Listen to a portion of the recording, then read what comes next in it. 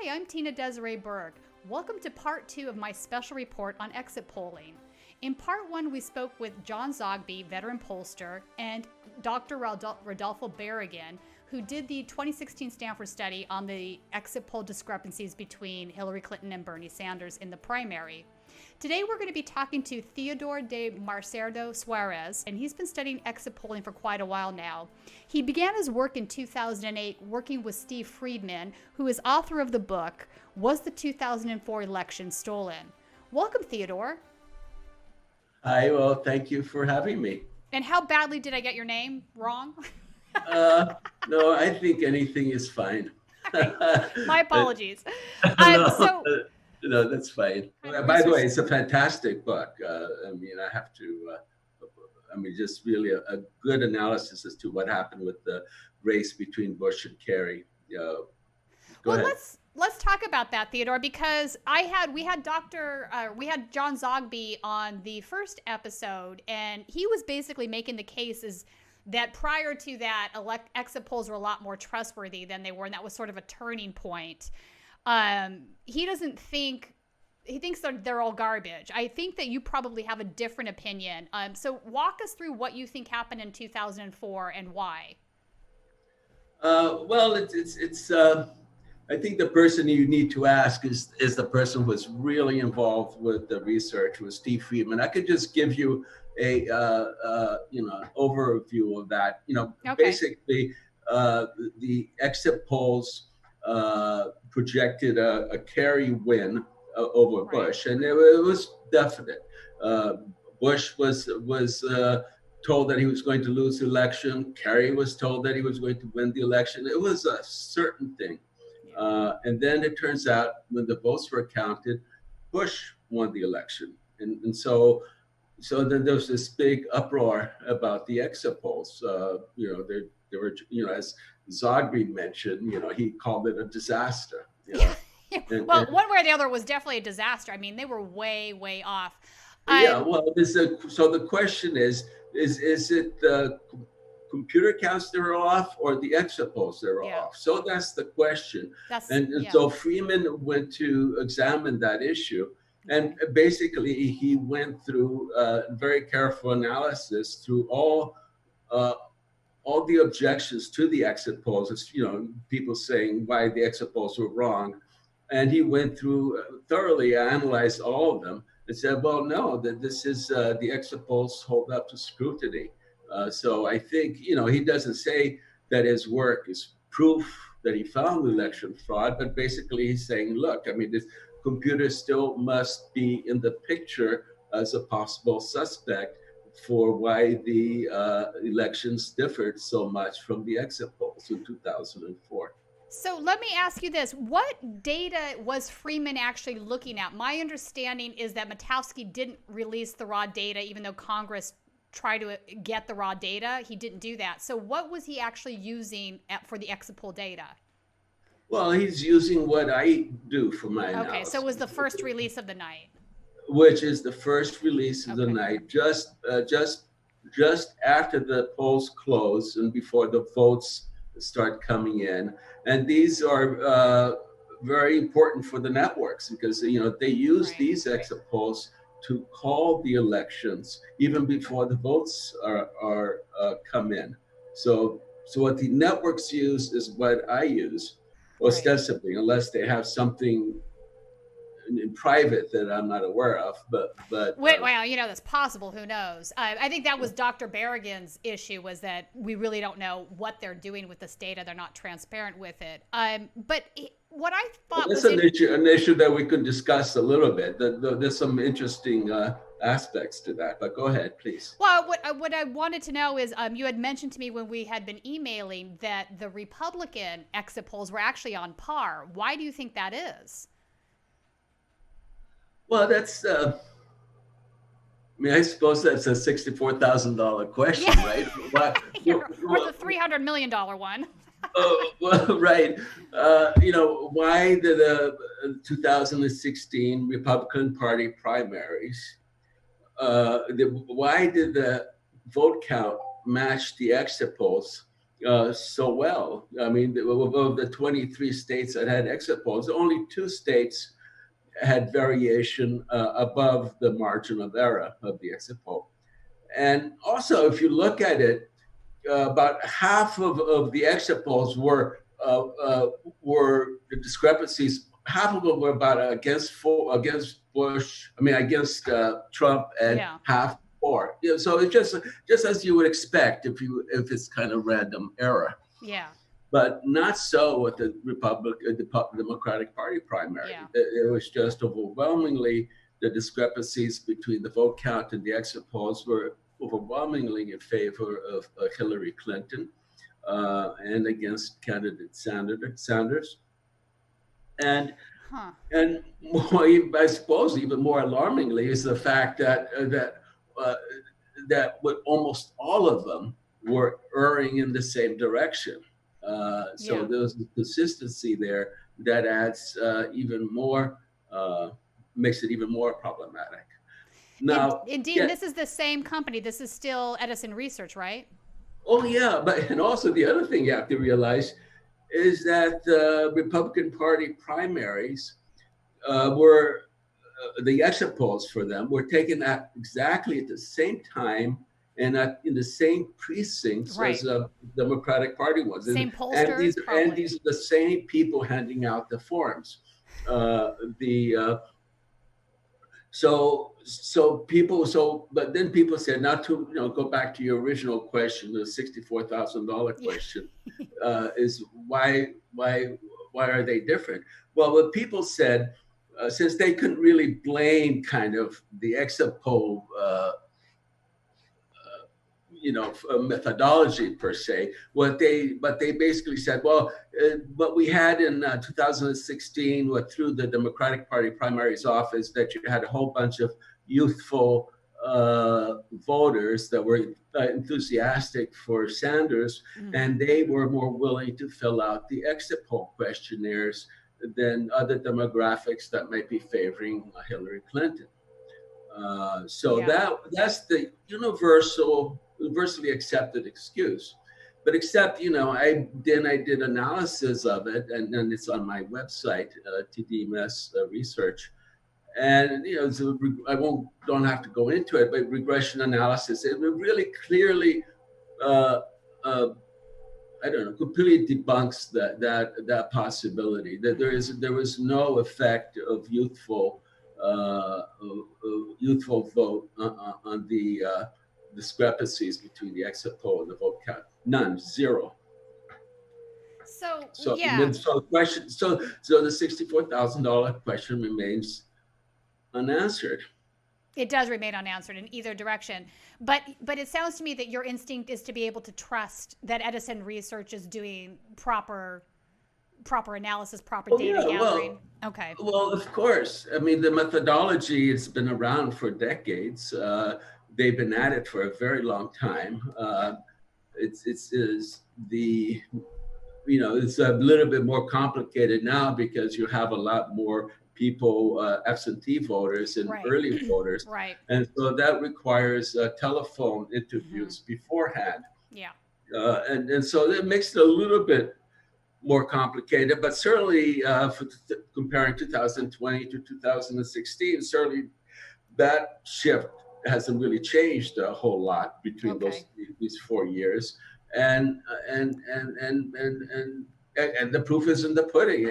Edison Research, they themselves will claim that the Republican Party primary exit polls were extremely accurate compared to the computer vote counts. So no, I don't see any problem with them doing exit polls. And sure, could they be better? They have more, they interview more people, and so as to lower the margin of error. So instead of being 3% or 4%, right. maybe it could be as low as 1% or 0.5%.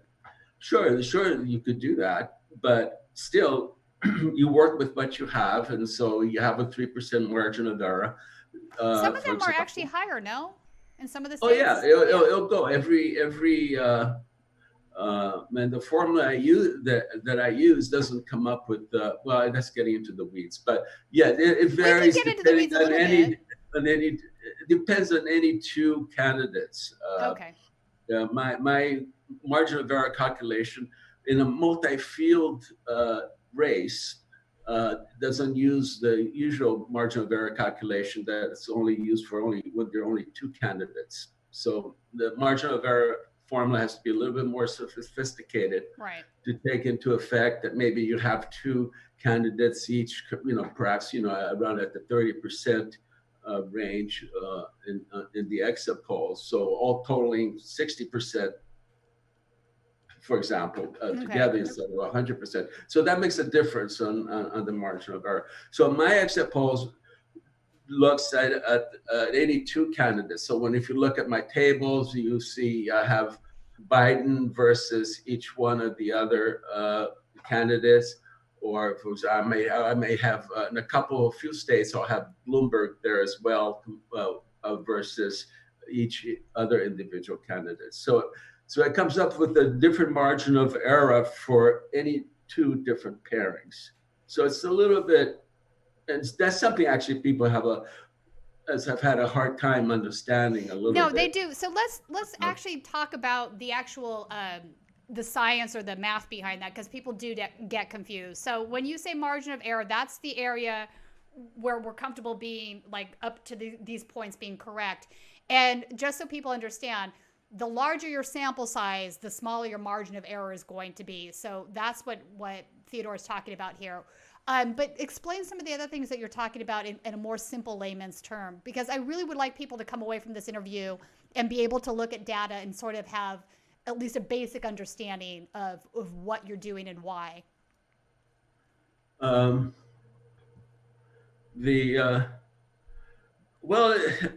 I mean, from the overall picture, what I'm doing is extremely simple. Okay. The only thing with any bit of complexity there is coming up with the margin of error formula and using the proper one. And then the rest is all really simple arithmetic that really anybody in elementary school is capable of doing. I mean, really, it's really that is. I mean, anybody can duplicate my work. It's all my data is given, all the methodology is given in detail. My work is completely transparent, so anybody can duplicate it. People become intimidated by that, though. Simple. What? People do become intimidated by that, though, when they see data tablets or what have you. Yeah. But it's if people want to duplicate it, and if they have any difficulty, they can contact me via the contact form and TDMS research, and drop me a line, and I can help them duplicate my work. And people have done it, told me that they've duplicated it. Actually, one person actually found a little error on my Texas table, which I was very grateful for. I had put in a 90% confidence interval for. I won't go. This is just a little error that I made, and so I was very grateful that somebody pointed out. Oh, excellent. All right, so I want to ask you about a couple of the states in this current election cycle also had dual closing times at the polls. What was that about? Well, most often is because of two different time zones. For example, like Michigan. Like Michigan, they have a part of it Eastern time zone, and then Central time zone. But I would say maybe 95% of the state closes an hour early. The polls close an hour earlier than the Central time zone, which is a little kind of sliver.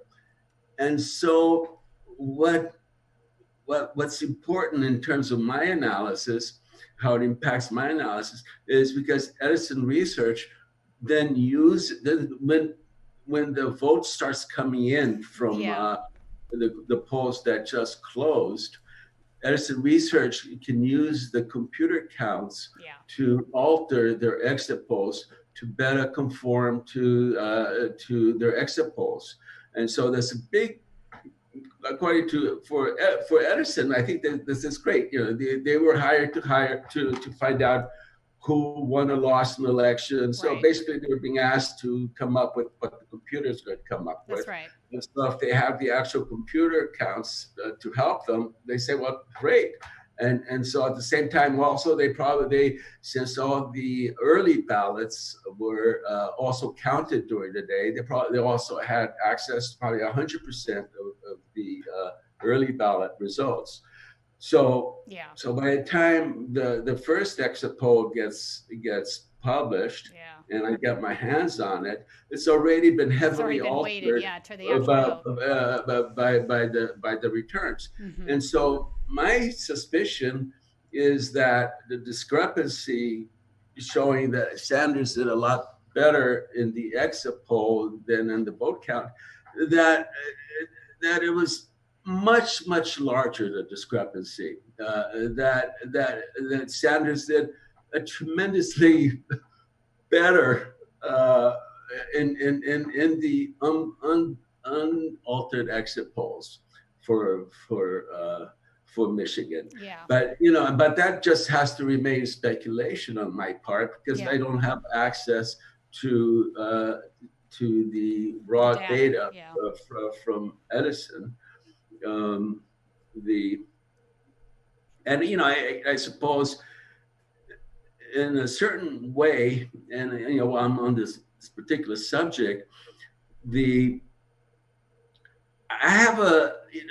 Edison has been hired to come up with, try and come up with who won the election and by how much, just before the right after the polls closed. Now, they can't be blowing it election after election. They apparently blew it, so to speak, in the 2016. And so here we go again, here in 2020. What would any pollster do? Of course, they would change their methodology and the way they weigh different aspects to be able to compensate for the strange shift for the candidate running against Sanders. And so I have suspect that almost all the exit polls already have been compensated to take into account what happened in 2016. In other words, to make a lot of words short, I mean, I think I think all the exit polls, they probably way underestimate the real discrepancy between what occurred between Sanders and the rest of the field here. I think it's that Sanders probably did a lot better than even what the exit polls indicate here. And again, that has to remain speculation until somebody convinces Edison or CNN to release those unaltered and the raw data, really, how they came about to do the exit polls. Yeah, understood. Yeah. So in lieu of that, and really, which is one of Dr. Berrigan's other point, was that we should really try to find a way to create our own exit polling just for the purpose of checking election fraud in the United States, and that maybe some university could maybe step up to the plate and make that happen. We'll see what happens. Do you think part of that shift in 2016? Well, maybe if they stop doing exit polls, we can hire Edison to do it. Yeah. I doubt that's going to do it for us. Right. There you go. They're going to walk away from all their money, right? But do you think part of that shift in the methodology had to do with the mail-in, absentee, and early voting? Well, there is a shift in methodology that's required to take that into consideration, but I think it's not it's not brain surgery. I mean, it's pretty straightforward, and so you take into account. And again, going back to the proof of the pudding is the 2016 Republican Party primaries, which have the same difficulty pretty much as now, and it's fine. They can do it. They can do it. I wanted to ask you also about, I had read some of the Reddit posts where some folks were criticizing some of what you were doing, and it became really apparent to me that they just didn't understand the underlying situation of what's going on. I think one of the things that people need to really grasp is that this is not a conspiracy theory when we discuss the fact that they are weighting or adjusting the exit polls to the actual vote count. They are absolutely doing this. It's something they've always done, which is why there's a massive difference between that first release at 8 o'clock per se and 10 or 11 o'clock at night. The difference is they've now weighted those exit polls to the actual vote count. So that's something that people need to understand about why those numbers are changing. And it makes sense to me if you're going to do the research that you're doing, that it's an imperative you use that first release of data, because that's the closest you're going to get to actually seeing the raw data. So having said that, I wanted to ask you about factcheck.org had a post about what you were doing by somebody, Hale Spencer was her last name, was the reporter, and she seemed to miss this point. When I read her post on there, it didn't take into consideration that there was this difference between the early numbers and the late numbers. Did she contact you before writing that post? Did you have a conversation with her? Yeah, we did. We had a email interchange. Okay. Which is good that they wrote to me, and but she ignored what you said. But she didn't ask. She didn't particularly address that aspect. Okay. that aspect about the exit polls already been altered by the computer count. That never came up in our email interchange. So I was surprised to see that they were pointing to the exit polls that you can get now, which have been completely matches the vote count, and there she's saying, well, Ted, you're wrong. Look, the exit polls here are different than yours. Of course they are. Yeah, she should really correct that, because it's I don't know that she did this intentionally. She probably doesn't know, I'm assuming, but when I read that, I was like, cringe. There's a big difference for a reason, Yeah. And, actually, if you read that piece, they do seem to acknowledge it at some point that, yes, that the exit polls get altered by the vote count. But, that article is really poorly written. And the bottom line is aside for that, what turns out to be their mistake, they found absolutely nothing wrong, no errors at all in the research that I presented the website. Nothing. They criticized a use of a proportion that's used by everybody in science and everywhere. They make a big deal out of a small molehill, but they find not even that. They find that it was incorrect. They find nothing incorrect about my work. So that's factcheck.org for you. Yeah, they should really fix that article. So in your opinion, talk with me about some of the random conspiracy theories that you've seen piled onto your research out there. Are there any in particular that you want to discuss or bring up? Well, I would say the most common one, I think, is people thinking, this really, these exit polls, the vote count that doesn't match the exit polls, this is really proof of election fraud, that our elections are crooked. And and that's really way too strong. I mean, you can't really say that. Even, like, for example, the United States Agency for International Development, USAID, they love using exit polls to check other countries' elections, but they themselves say, well, to read their own they say, exit polls are powerful analytical tools. Yeah. A discrepancy between the votes reported by voters and official results may suggest that results have been manipulated, but this does not prove to be the case. So I don't argue with that at all. And proof is I don't know, Tim Canova's story. He ran against Debbie Wasserman Schultz in 2016 primaries. And his own people, he had thousands of people on the ground in Florida, and his own numbers showed him that he was completely crushing Debbie Wasserman Schultz in the election. And then he went out and the election happened and he lost.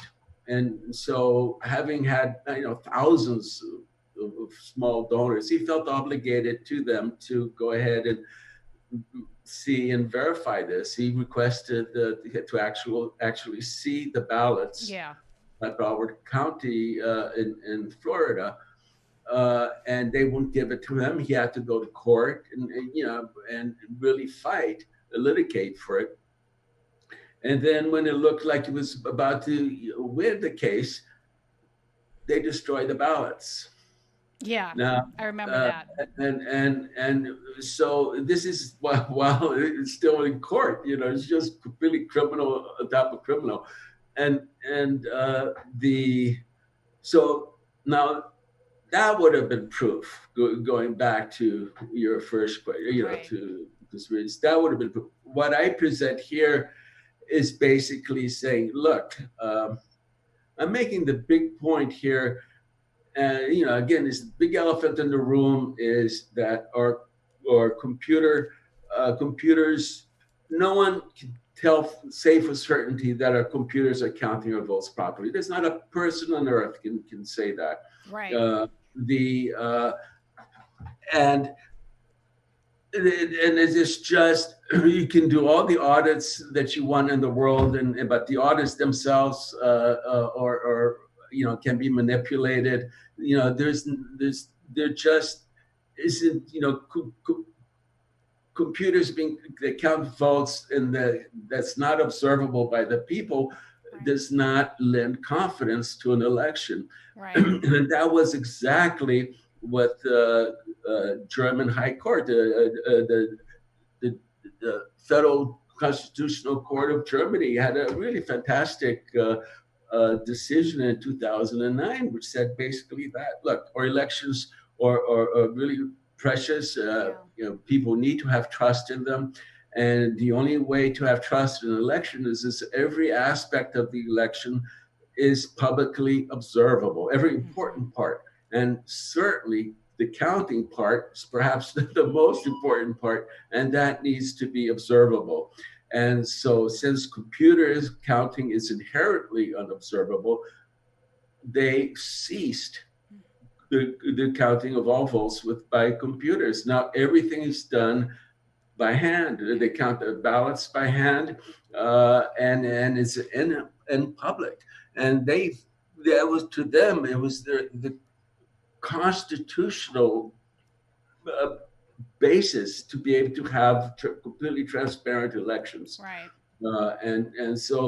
And almost every other Western technologically advanced democracy counts their ballots by hand with the same concerns. You just can't have computers that you cannot observe count your ballots. And no, as a German court said, no amount of certifications, no amount of security, no amount of this and that can actually supply the confidence that a hand-counted ballot in public gives.